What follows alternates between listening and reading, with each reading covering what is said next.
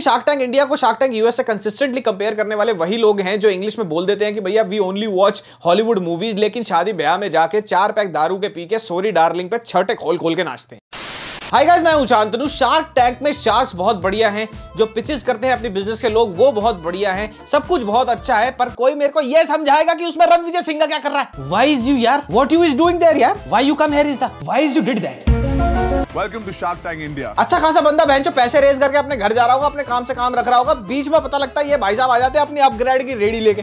Upgrade आपको देना चाहता है एक exclusive course in finance. Digital marketing सीखोगे, गूगल एनालिटिक का कोर्स करोगे, जावा सीखोगे, जावा। अच्छा यार सुनो, अगर ये नहीं करना तो गांड मारो डिजिटल मार्केटिंग की, रोडी जो स्प्लिट्सविला का ऑडिशन करा देता हूं, प्लीज प्लीज। तो अगर आप भी मेरी तरह शार्क टैंक देखते हुए रणविजय को बीच बीच में आता हुआ देखते हुए ये सोचते हैं और अपने साथ वाले से ये पूछते हैं कि अरे क्यों आए यहाँ पे, स्प्लिट्सविला बंद हो गया क्या है, तो कमेंट सेक्शन में कमेंट छोड़ते जाइए #why-you-here रणविजय, स्पेलिंग ये रही, ये है ऑनेस्टली सेइंग।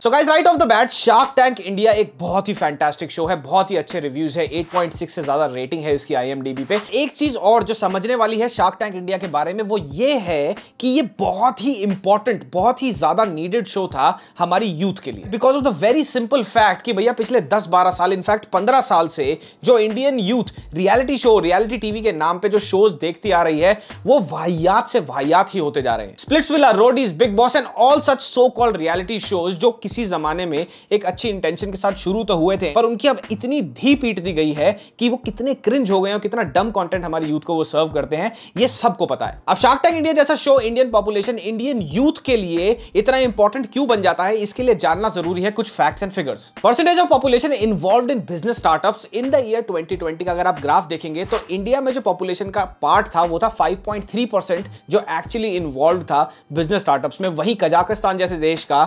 20.1% था और चाइना का 8% प्लस था। अगर आप largest global markets for venture funding की लिस्ट देखेंगे तो इंडिया उसमें चौथे नंबर पे आता है, जो बहुत ही फिनोमिनल बात है। पर अगर आप देखेंगे कि कितना पैसा इन्वेस्ट हुआ है उसमें यूएस, चाइना और इंडिया का गैप अगर आप देखेंगे तो वो बहुत ज्यादा है। और इसी के साथ साथ अगर आप venture funding per capita by individual, per capita का मतलब होता है बाय इंडिविजुअल, देखेंगे in the world's top 3 most populous countries, तो भैया हम आते हैं लास्ट नंबर यानी तीसरे नंबर पे आफ्टर चाइना, जहां पे यूएस आता है नंबर 1 पे और गैप है जबरदस्त तरीके से बहुत ज्यादा। अब ये सारा डेटा और specially venture funding per capita वाला डेटा ये चीज साफ कर देता है कि despite of being second most populated countries in the world, हमारा जो कल्चर है, हमारी जो सोसाइटी है वो ज्यादा ओपन नहीं है, लोग ज्यादा ओपन नहीं है स्टार्टअप्स को एक्सेप्ट करने में एंड देन उसमें इन्वेस्ट करने में। अब ये सारी डिस्क्रिपेंसीज होने के बावजूद भी इंडिया का जो इकोसिस्टम है स्टार्टअप्स का, you would not believe, it's the 3rd largest in the world और वो ईयर ऑन ईयर बड़े ही एक्सपोनेंशियली बढ़ रहा है। अब ये सारा डेटा, फैक्ट्स और फिगर्स देखने के बाद ये बात तो बहुत क्लियर है कि भैया हमारे देश में, इंडिया में मार्केट स्टार्टअप की फटने को राजी है, पर किसी रीजन की वजह से वो फट नहीं रही है। और बेसिकली उसका रीजन ये है कि स्टार्टअप कल्चर अभी भी ग्रास रूट लेवल तक लोगों को पेनिट्रेट नहीं कर पा रहा है। And right here comes a show like shark Tank India, जो ना कि लोगों को, यूथ को एनकरेज तो कर ही रहा है कि भैया जाके स्टार्टअप्स में इन्वेस्ट करो, स्टार्टअप शुरू करो, but at the same time ये टेलीविजन पे भी आ रहा है और उस सेट ऑफ ऑडियंस को पेनिट्रेट कर रहा है, डायरेक्टली पेनिट्रेट कर रहा है हमारे पेरेंट्स वाली जनरेशन को, जो बहुत ही रिजर्व्ड रहते हैं स्टार्टअप कल्चर को लेके। बच्चों को बोलते हैं कि तुम इंजीनियरिंग, डॉक्टरी पढ़ लो, लॉयर बन जाओ और एक पुख्ता सी नौकरी ले लो। तो उस कल्चर को भी ये बहुत ही अच्छी तरह से, उस ऑडियंस को बहुत अच्छी तरह से एजुकेट कर रहा है। अब अगर शार्क टैंक रिप्लेस कर दे सास बहू के चुतियापे को और सस्ते गांजे के नशे जैसे शोज जैसे स्प्लिट्सविला और रोडीज को, और पूरी फैमिली बैठ के एक ऐसा शो देखे जो एजुकेट कर रही है, इन्फॉर्म कर रही है एंड स्पेशली फैमिली को कन्विंस कर रही है कि हाँ भाई एक रेगुलर नौकरी के बाहर भी लाइफ हो सकती है, बिजनेस अपॉर्चुनिटीज हमारे बच्चे जाके डिस्कवर कर सकते हैं, सोचो इस चीज का इंपैक्ट कितना होगा। ये शो टिकटॉकिया जनरेशन को सिंगल हैंडेडली फाइनेंशियल लिटरेसी के बारे में एजुकेट करने की कोशिश कर रहा है। स्टार्टअप कल्चर में क्या क्या टर्मिनोलॉजीज यूज होती हैं, जैसे pre money, post money, series of funding, series round funding का होता क्या है, सीरीज ए क्या होता है, बी क्या होता है, सी क्या होता है, डी क्या होता है,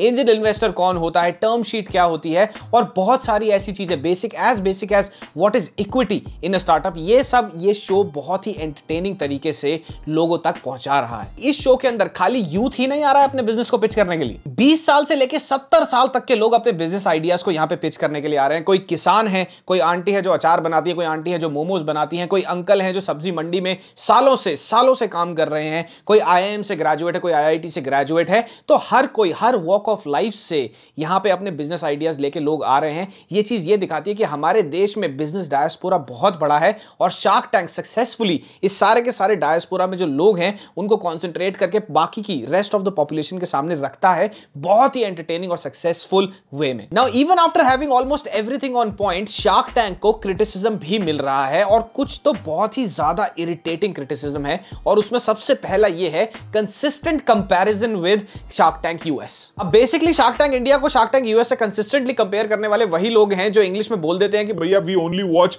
हॉलीवुड मूवीज, लेकिन शादी ब्याह में जाके 4 पैक दारू के पी के सॉरी डार्लिंग पे छठे खोल खोल के नाचते हैं। Why would you compare both the shows जब सोशियो इकोनॉमिक कल्चर्स अलग हैं दोनों देशों के, दोनों देशों में कंज्यूमर कैसे बिहेव करते हैं, कंज्यूमर्स की क्या प्रायोरिटीज हैं, वो बहुत वास्टली डिफरेंट हैं। एक डेवलप्ड नेशन है, एक डेवलपिंग नेशन है। डेवलप्ड नेशन में धंधा कैसे होता है, बिजनेस कैसे होता है, कैश इनफ्लो आउटफ्लो कैसे होता है, स्टार्टअप्स कैसे बनते हैं और यहां पे कैसे बनते हैं हमारे देश में, वो चीज पोल्स अपार्ट है यार। हर चीज पोल्स अपार्ट है। What is the logic to compare both the shows? और कुछ सूडो इंटेलेक्चुअल राइटर्स भी हैं बहुत बड़े बड़े न्यूज़पेपर्स में और ये बता रहे हैं कि भैया डांस इंडिया डांस है ये शो। दूसरा जो बहुत इरिटेटिंग मुझे लगता है क्रिटिसिज्म, वो है टुवर्ड्स द जजेस। कोई कहता है भैया जजेस काफी रूड हो जाते हैं, तो कोई कहता है जजेस को बिजनेस की सेंस ही नहीं है, जैसे उन्होंने तो कुछ किया ही नहीं, उनको ऐसे ही शार्क बना दिया गया हो। और कुछ कहते हैं कि जजेस में ज्यादा ही एटीट्यूड है, वो ठीक से बात नहीं कर रहे, तमीज से बात नहीं करते लोगों से। और सबसे ज्यादा क्रिटिसिज्म जाता है towards Ashneer because of the way he speaks. तो भैया मैं एक चीज बता दूं कि अश्नीर ना एक बहुत ही स्ट्रॉन्ग हेडेड और very well with his mathematics and analysis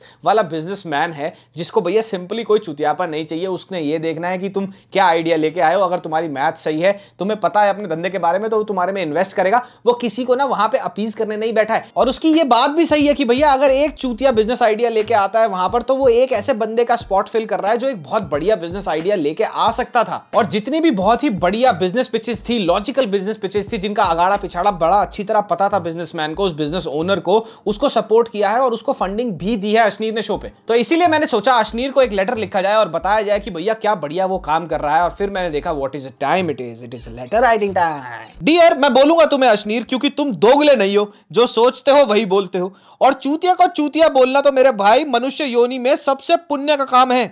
अब कोई ग्लास को मास्क पहनाएगा या लाजपत नगर में 15 रुपए में मिलने वाले पुंगे को इन्वेंशन बोलेगा, या फिर कोई आइसक्रीम बेचने के लिए 300 करोड़ की वैल्यूएशन मांगेगा, तो उसको चूतिया ही बोलेंगे ना। और तुम ये काम ना मामा मियां लजान्या तरीके से करते हो, बड़े ही फिनेस के साथ करते हो ये काम। प्यार से बात ससुराल में होती है, शार्क टैंक में बिजनेस होता है।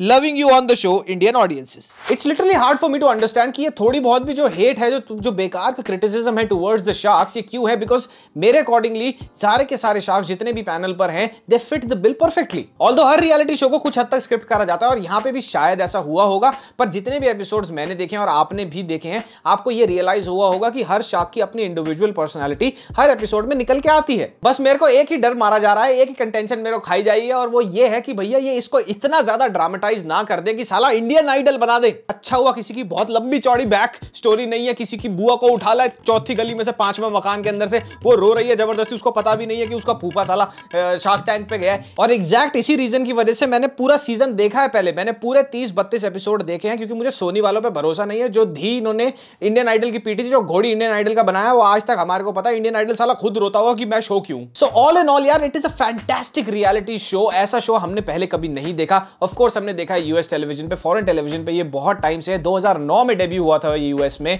उसके बाद ड्रैगन्स डेन भी आया, इसके लिए भी पैसे दे देना मुझे। शार्क टैंक के बाद ड्रैगन्स डेन भी आया, जो आई होप कि शार्क टैंक को फॉलो करते हुए इंडिया आए और ऐसे शोज को और ज्यादा बढ़ावा मिले हमारे देश में, क्योंकि ये बहुत ज्यादा जरूरी है। बहुत ही बढ़िया रेवोल्यूशनरी शो है। इसी कारणवश मैं आपको कोई भी रिकमेंडेशन नहीं दूंगा इस हफ्ते। अगर आपने ये शो नहीं देखा है तो जाके देखिए, अपने परिवार वालों को साथ में बिठा के देखिए, you will have a lovely time. और अब हम मिलते हैं लूप लपेटा और रॉकेट बॉयज के रिव्यू में।